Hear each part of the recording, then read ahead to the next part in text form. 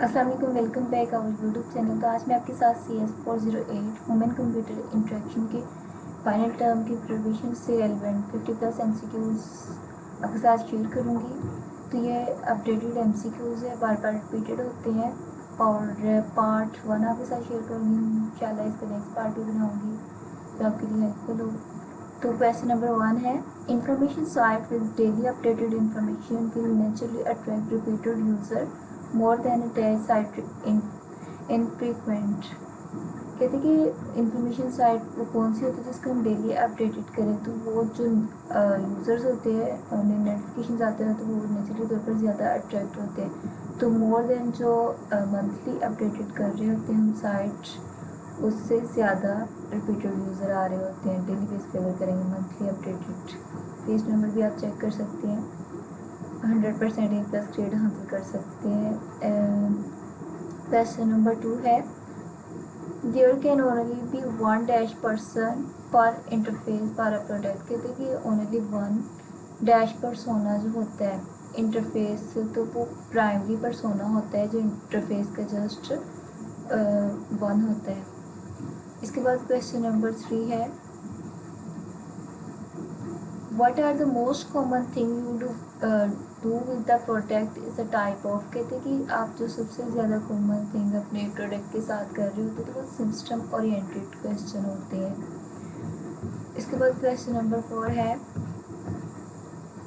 Applications are create platform for creating an environment reaching visual feedback for the user. कहते हैं वो कौन सी application होती है जो रीच और विजुअल फीडबैक दे रही होती है यूज़र को, वो सेवरन होती है। इसके बाद क्वेश्चन नंबर 5 है, dash capture the non verbal dialogue between artefact and user over time. तो ये सिनेरियो होता है जो कैप्चर कर रहा होता है नॉन वर्बल डायलॉग को बिटवीन आर्टिफैक्ट और यूज़र के दरमियान टाइम होता है। क्वेश्चन नंबर 6 है, the dash suggests identifying goals and questions first before selecting technique for the study। कहते हैं वो कौन सी आइडेंटिफाई गोल करने के लिए क्वेश्चन की पहले आप लोगों ने उस टेक्निक को सिलेक्ट करके रखना होता है। तो ये डिसाइड फ्रेमवर्क होता है जिसको आपने पहले सेलेक्ट करके रखना होता है। इसके बाद क्वेश्चन नंबर 7 है, is the extra work that satisfy the needs of achieve our objective. कहते हैं वो कौन सा एक्स्ट्रा काम होता है जिससे आप लोग सेटिस्फाई भी होती है और आपको कोई भी मकसद जो होता है उसको अचीव करने की ज़रूरत होती है। एक्सरसाइज में बार बार जो रिपीट कर रहे होते हैं आप। इसके बाद क्वेश्चन नंबर 8 है, dash frequent your primary persona access the site dash translate the sentence the site need to take. कहते हैं वो कौन सा persona होता है जो आपका लेस फ्रीक्वेंट होता है। Your primary persona access the site more transit. अगर तो लेस होगा आपका प्राइमरी persona तो आपकी साइट को ज़्यादा तर ट्रांजिट करता है। इसके बाद क्वेश्चन नंबर 9 है, dash pattern can be applied at the conceptual level. तो कहते हैं कि कौन सा पैटर्न होता है जो कॉन्सेप्चुअल लेवल के लिए इस्तेमाल किया जा रहा होता है। तो पोस्टल जो पैटर्न होता है उसको हम यूज़ कर रहे होते हैं। इसके बाद क्वेश्चन नंबर 10 है, overview serve a similar purpose to dash in an interface. कहते हैं कि किस चीज़ का ओवरव्यू आपको लेते हैं सिमिलर पर्पस के लिए, एक ही मकसद के लिए, एक ही तरह के जो मकसद होते हैं आपके इंटरफेस के लिए। तो ये साइन पोस्ट होती है, उसके लिए आप एक ही तरह का वो उसका ओवरव्यू होता है। इसके बाद क्वेश्चन नंबर 11 है, evaluation done during design to check that product continue. कहते हैं कि कौन सी इवेल्यूशन होती है, मतलब आप कैसे एनालाइज कर रहे होते हैं डिज़ाइन को जब आपने प्रोडक्ट को कंटिन्यूस रखना होता है। To meet user need are known as dash evaluation, ताकि यूज़र की नीड भी पूरी हो जाए। और वो कौन सी एवल्यूशन होती है, फॉर्मेटिव एवल्यूशंस होती है। इसके बाद क्वेश्चन नंबर 12 है, navigation represent exercise accept in dash. कहते हैं कि वो कौन सी नेविगेशन होती है। आप लोगों ने नेविगेशन अगर कोई भी आप वेबसाइट वगैरह देखते हो तो उसकी नेविगेशन होती है, तो वो कहते हैं कौन सी एक्सरसाइज है जो एक्सेप्ट मतलब इंग्लिश से नहीं है। तो गेम्स जो होती है वो नहीं होती नेविगेशंस में, नेविगेशंस नहीं होती गेम में। क्वेश्चन नंबर 13 है the user expectations of the tangible outcomes of using specific product are represented by. यदि वो कौन सी तवक्कात होती है जो यूज़र को होती है ताकि आउटपुट आउटकम्स का मतलब वो जो उसका फाइनल प्रोडक्ट का बन के नजर आना होता है, तो उसके एंड गोल्स होते हैं।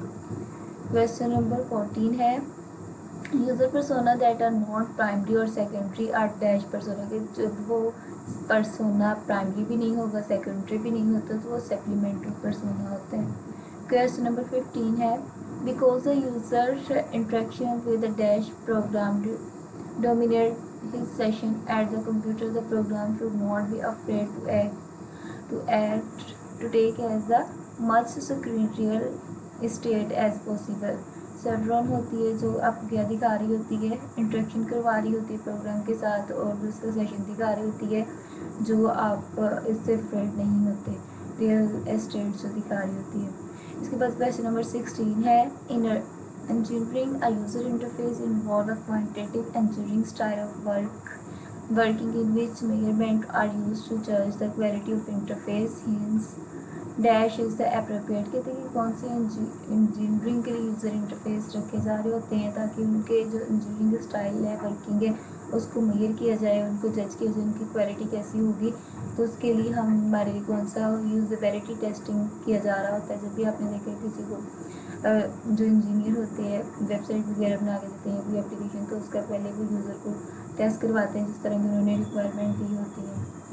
इसके बाद क्वेश्चन नंबर 17 है scenario content and context or derived from information gathering during the dash phase and analyse during the dash phase respectively. कहते हैं कि वो कौन सा सिनेरियो होता है जो आप ड्राइव कर सकते हैं किसी भी इंफॉर्मेशन को इकट्ठा करने के लिए, और ड्यूरिंग द फेज उसको एनालाइज भी करते हैं। तो इसके लिए आप रिसर्च और मॉडलिंग फेज, रिसर्च फेज से यूज़ करते हैं एनालाइज करने के लिए, और उसके लिए आप इसको मॉडलिंग फेज भी यूज़ कर रहे होते हैं। इसके बाद क्वेश्चन नंबर 18 है panes frames and other containers on screen is a kind of, तो फंक्शनल एंड डेटा एलिमेंट्स होते हैं जो भी आपको कंटेनर्स फ्रेम्स वगैरह नज़र आ रहे होते हैं स्क्रीन के ऊपर। इसके बाद क्वेश्चन नंबर 19 है which of the following is the least likely to be relieved by a paper prototype। कहते हैं वो कौन सा एट लीस्ट रिलीव हो रहा था पेपर के ऊपर प्रोटोटाइप। तो tool bar buttons are too smaller to press, जब उसको प्रेस किया जाता है तो वो रिलीव हो रहे होते हैं, ज़ाहिर हो रहे होते हैं, मतलब थोड़ा सा हाईलाइट और प्रोमिनेंट होते हैं ना, कलर भी उसका चेंज हो रहा होता है। इसके बाद क्वेश्चन नंबर 20 है recalling password is dash work, तो ये न्यूमेरिक्स होती हैं पासवर्ड को रिकॉल करना, बहुत इंपॉर्टेंट क्वेश्चन एमसीक्यूज हैं ये। क्वेश्चन नंबर 21 है what do you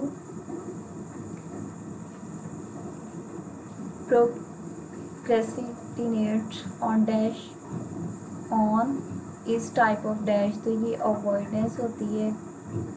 question number 22 है exploring how children talk together in order to see if an innovative new groupware. कहते हैं कि वो कौन से एक्सप्लोरिंग का मतलब क्या, जो चिल्ड्रन एक्सप्लोर कर रहे होते हैं एक दूसरे से बात करने के लिए, और इनोवेटिव जो उनकी न्यू चीज़ होती है ग्रुपवेयर के अंदर, product would help them to more engaged would probably be better inform, तो फील्ड स्टडी मतलब जो उनकी स्टडी से रेलिवेंट होगा वो उस चीज़ को देख रहे होते हैं। क्वेश्चन नंबर 23 है what is the second step in defining the requirement with respect to persona based design. तो कहते हैं परसोना बेस्ड डिज़ाइन के अंदर आपको सेकंड स्टेप कौन सी ज़रूरत होती है, ये ब्रेनस्टॉर्मिंग जो होती है उसकी ज़रूरत होती है। क्वेश्चन नंबर 24 है Arthur helps the least documented pattern but they are norm this less in widespread use। तो कहते हैं कि ये कौन सा लीस्ट डॉक्यूमेंट कौन सा होगा, स्ट्रक्चरल जो होता है वो डॉक्यूमेंट पैटर्न होगा इसका। क्वेश्चन नंबर 25 है question number 25 if the product is new then dash time is usually invested in marketing research। तो कहते हैं कि वो कौन सा प्रोडक्ट होता है जिसको आपको कितना टाइम लगता है जब वो नया प्रोडक्ट आता है मार्केट में सर्च करने में मॉडरेट टाइम लगता है, क्योंकि अभी रिसेंटली आया होता है, ना ज़्यादा लगता है ना कम लगता है। मॉडरेट मीनली अभी वो लॉन्च हुआ है तो कुछ लोगों को पता होता है। क्वेश्चन नंबर 25 है, dash represent the user expectations of the tangible outcomes of using a specific product. तो कहते हैं कौन सी एक्सपेक्टेशंस होती हैं यूज़र को टेंजिबल आउटकम्स की, मीनिंग के प्रोडक्ट एक रेडी होकर आ जाए तो एंड गोल्स होते हैं। क्वेश्चन नंबर 27 है, dash persona address the needs of customers not need use end user. कहते हैं वो कौन सा पर्सोना है जो कस्टमर की नीड को दिखा रहा होता है, नॉट एंड यूज़र, तो ये कस्टमर्स पर्सोना ही होता है।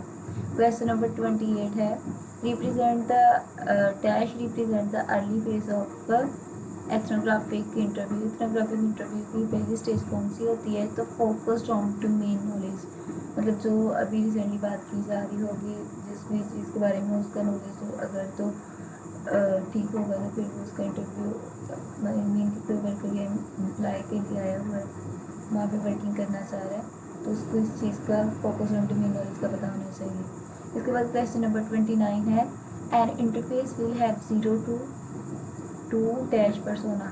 तो कहते हैं कि वो कौन सा इंटरफेस है जो 0 के 2 होगा, तो वो सेकेंडरी पर्सोना होता है। इसके बाद क्वेश्चन नंबर 30 है, goal oriented context scenario are dash task oriented that key path scenario. कहते हैं कि goal oriented scenario task oriented जो सिनेरियो होते हैं वो मोर टास्क ओरिएंटेड देन की पास सिनेरियो से होते हैं। इसके बाद क्वेश्चन नंबर 31 है, dash is needed to check that user can use the product and like it. कहते हैं वो कौन सी नीड होती है एक यूज़र की प्रोडक्ट को लाइक करने की, तो वो होती है इवेल्यूएशन, मतलब वो उस प्रोडक्ट को यूज़ करता है जो उसे अच्छा लगता है उसको, वो उसकी फिर ज़रूरत होती है, उसकी हाई क्वालिटी होती है, इस तरह की चीज़ें होती हैं। क्वेश्चन नंबर 32 है, the dash phase set the stage for the core of the design effort. तो कहते हैं कि वो कौन सा फेज है जो डिज़ाइन की कोर एफर्ट होती है, तो रिक्वायरमेंट डेफिनेशन है। इसके बाद क्वेश्चन नंबर 33 है, dash is particularly useful early in design. कहते हैं कि वो किस चीज़ की अर्ली डिज़ाइन में ज़रूरत होती है। It is excellent technique to use with the prototype because it provide a wealth of diagnostic information। Prototype बनाया जाता है किसी भी सॉफ्टवेयर की स्टार्टिंग में टेस्टिंग करने के लिए, फिर वो पूरी एक एप्लीकेशन बनाई जाती है, तो एक्टिव इंटरवेंशन है ये इसका आंसर। इसके बाद क्वेश्चन नंबर 34 है, the dash is like a building name for a website. तो कहते हैं कि जो एक वेबसाइट है उसके बिल्डिंग नेम क्या होती है, उसकी साइट आईडी और लोगोज जो होते हैं वो उसका बिल्डिंग नेम है। मतलब अगर एक जैसे वर्चुअल यूनिवर्सिटी की भी साइट्स है तो उसका नाम और उसका लोगो जैसे वीडियो लिखा होता है उसका लोगो, तो ये इसकी क्या होती है, डोमेन वेबसाइट की बिल्डिंग नेम होता है। इसके बाद क्वेश्चन नंबर 35 है, when the user mistype the dash key endorse the erroneous characters। तो कहते हैं कि वो कौन सी मिसटाइप की होती है जिसको इंडोर्स किया जाता है, तो बैक स्पेस होती है वो इंडोर्स करने के लिए यूज़ हो रही होती है।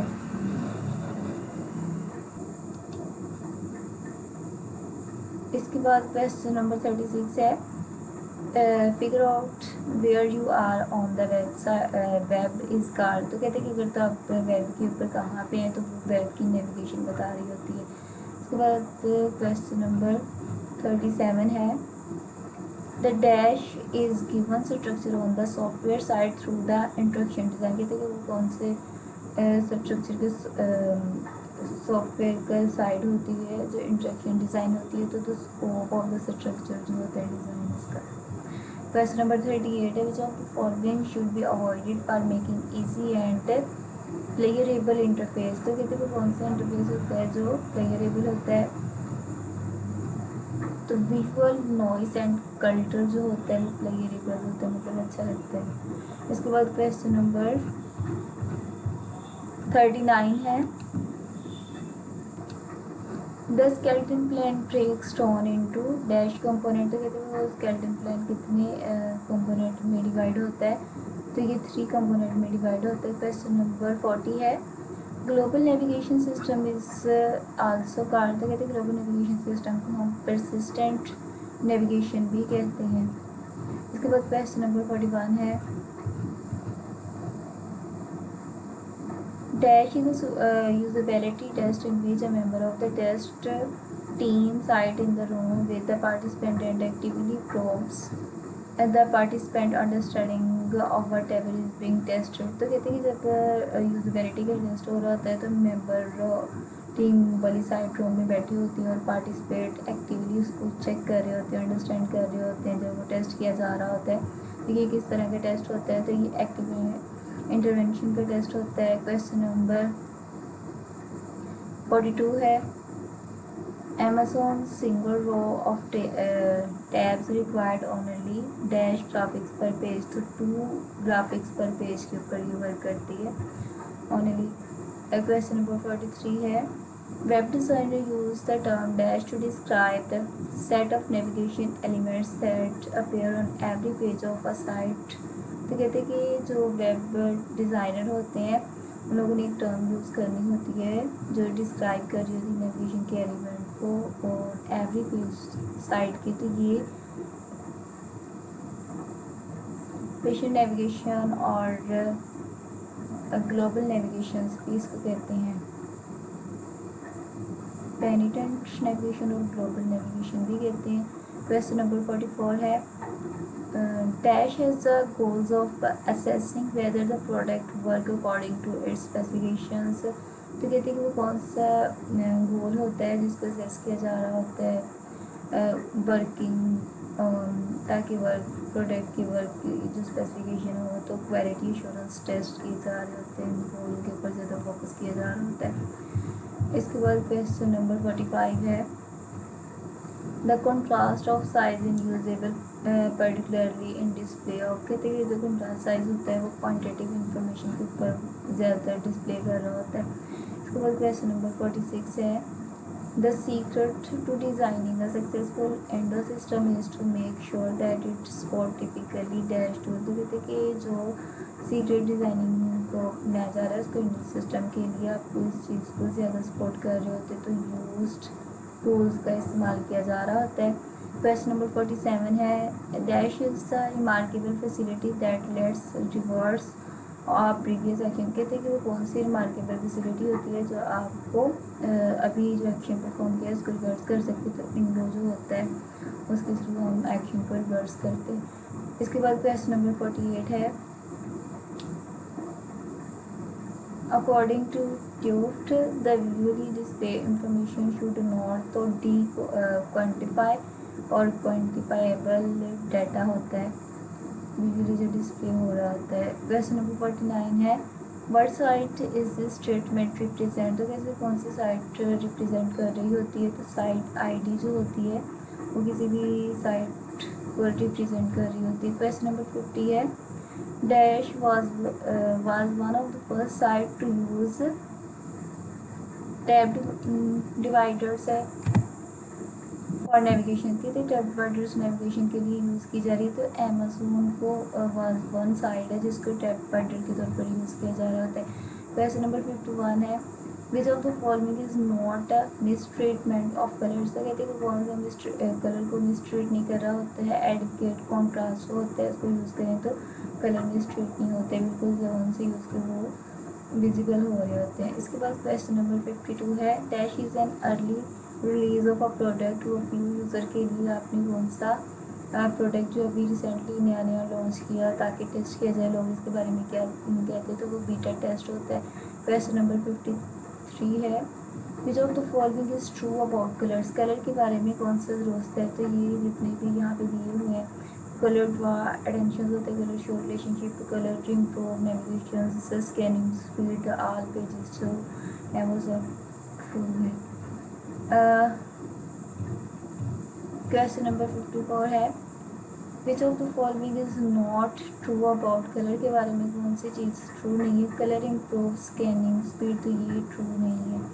इसके बाद क्वेश्चन नंबर 55 है, desktop application fit into dash categories of poster. तो डेस्कटॉप की एप्लीकेशन के लिए 4 कैटेगरीज पोस्टेज के लिए यूज़ की जा रही होती है। क्वेश्चन नंबर 56 है error are generally dash incorrect action, तो ये सिंगल इनकरेक्ट एक्शन होता है अगर कोई एरर आ जाए। क्वेश्चन नंबर 57 है use of highlighted tabs in global navigation bar show this is the dash page, तो कहते हैं कि जो हाईलाइटेड आपको नेविगेशन बार ग्लोबली तौर पर नज़र आ रही होती है तो उसमें जो हमें शो हो रहा होता है तो वो हमें होम पेज शो हो रहा होता है। मतलब जितनी भी चीज़ें उसमें अगर लॉगिन लॉग आउट वगैरह है, सर्च वगैरह सब कुछ एक ही आपको होम पेज या इंडेक्स पेज बनाया होता है, उस पर शो हो रहे थे यार पेजेस। क्वेश्चन नंबर 58 है dash format do not follow standard convention, कहते हैं कि कौन सा फॉर्मेट है जो स्टैंडर्ड कन्वेंशन को फॉलो नहीं करता, तो ये होता है ब्रेड क्रम्स होता है। इसके बाद क्वेश्चन नंबर 59 है व्हाट इज़ ओरिएंटेशन, तो ओरिएंटेशन क्या होती है type of special contrast.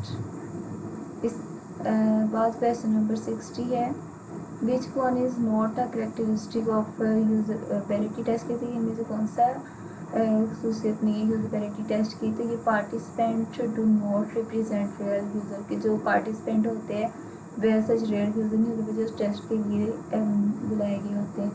Hope so ये वीडियो आपके लिए हेल्पफुल हो, तो please like and subscribe my channel. Remember me in your prayers. Okay, Allah Hafiz.